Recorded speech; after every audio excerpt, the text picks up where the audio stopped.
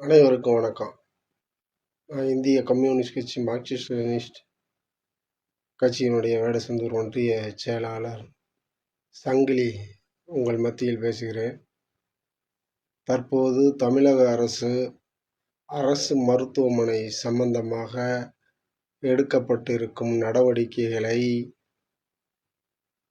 இந்திய கம்யூனிஸ்ட் கட்சி Marxist Leninist Vedasandur ஒன்றிய குழு சார்பாக வரவேற்கிறேன். என்னவென்றால், அரசு மருத்துவர்கள் மருத்துவமனைகளில் முறையாக இருப்பதில்லை. பொதுமக்கள் சிகிச்சைக்காக வருபவர்கள் மருத்துவர் இல்லாமல் மிகவும் சிரமமடைந்து வருகின்றனர். எனவே செவிலியர்கள் மற்றும் தூய்மை பணியாளர்கள் மருத்துவம் பார்க்கும் சூழல் ஏற்படுகிறது. தவறான முறையில் மருத்துவம் பார்ப்பதால் நோயாளிகள் பாதிக்கப்பட்டு வருகின்றனர்.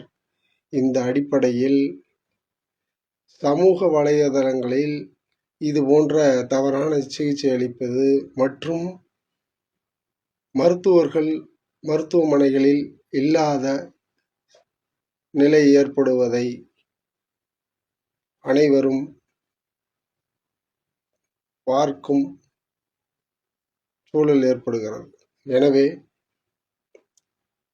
இது சம்பந்தமாக வலைதளங்களில் பரவும் போது அரசு கவனத்தில் தற்போது எடுத்து காலை அரசு மருத்துவர்கள் பணிக்கு காலை 8 மணி முதல் மாலை 5 மணி வரை புறநோயாளிகள் பிரிவு ஓபி பார்ப்பது அவசியம் என தமிழக அரசு தற்போது கடுமையாக எச்சரித்துள்ளது. மருத்துவர்கள் இல்லாத பட்சத்தில் அந்த அரசு மருத்துவமனையின் அந்த தலைவர் கடுமையாக தண்டிக்கப்படுவார்கள் என எச்சரித்துள்ளது. அரசு மருத்துவர்கள் அனைவருமே தனியாக கிளினிக் வைத்துக்கொண்டு அவர்கள் அந்த கிளினிக்கில்தான் அவர்கள் மருத்துவமனையைத்தான் கவனம் செலுத்துகிறார்கள் என புகார் வந்து கொண்டுள்ளது. இதையும் அரசு கவனத்தில் கொண்டுள்ளது. எனவே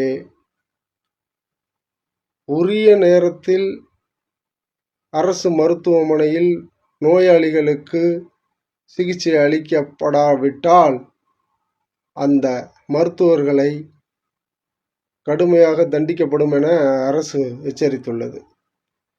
எனவே அரசு மருத்துவர்கள் அனைவரும் உரிய நேரத்தில் நோயாளிகளுக்கு முறையான சிகிச்சை அளிக்க வேண்டும். காலை 8 மணி முதல் 5 மணி வரை புறநோயாளிகள் பிரிவு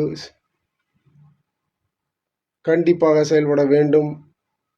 சுழற்சி முறையில் மருத்துவர்கள் பணியில் இருக்க வேண்டும். பணியில் இருந்து கொண்டு செவிலியர்கள் மற்றும் தூய்மை பணியாளர்களை மருத்துவம் பார்க்க சொல்வது கண்டிக்கத்தக்கது. நோயாளிகள் மத்தியில் புகார் வரும் பட்சத்தில் கடுமையான நடவடிக்கை எடுக்கப்படும் என அரசு தெரிவித்துள்ளது. இதை இந்த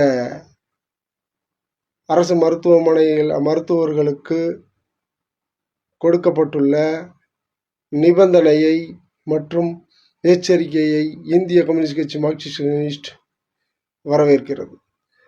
முறையாக அனைவருக்கும் அப்பாவி ஏழை எளிய மக்களுக்கு முறையான சிகிச்சை கிடைக்க வேண்டும்.